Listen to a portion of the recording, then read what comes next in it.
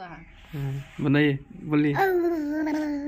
Hello दोस्तों, good morning. सुबह का 6 बज रहा है। हम झाड़ू दे लिए हैं, बर्तन धो लिए, पानी भर लिए, मुंह धो लिए हैं। अब जा रहे हैं, खाना बनाएंगे, सबको खाना खिलाएंगे। कुछ बनाएगा? रोटी बना दे, भात बना दीजिए। डेली डेली भाते खा रहे हैं तो काम पर जाएंगे तो फिर तो डेली रोटी बनेगा। तो शाम में भात बनेगा ना। आएंगे तो भात बना देंगे, चावल और सीझे में टाइम ना लगेगा। तो क्या होगा, चूल्हा पर बनाने में कुछ है? रोटी बनाते हैं, भात बनाए 4 को रोटी ना, तुरंत बन जाएगा।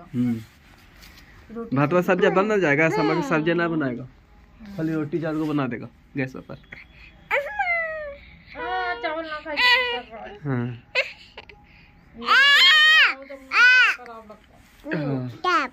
चूल्हा पर बनाने तो चूल्हा पर भात में तो ठीक है, बैठा देगा तो हो जाएगा जल्दी।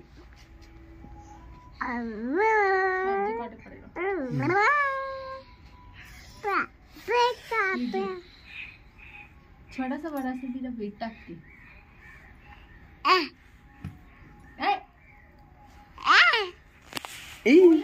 फूल वो निकाल पड़ेगा ना, सब गल जाएगा। फूल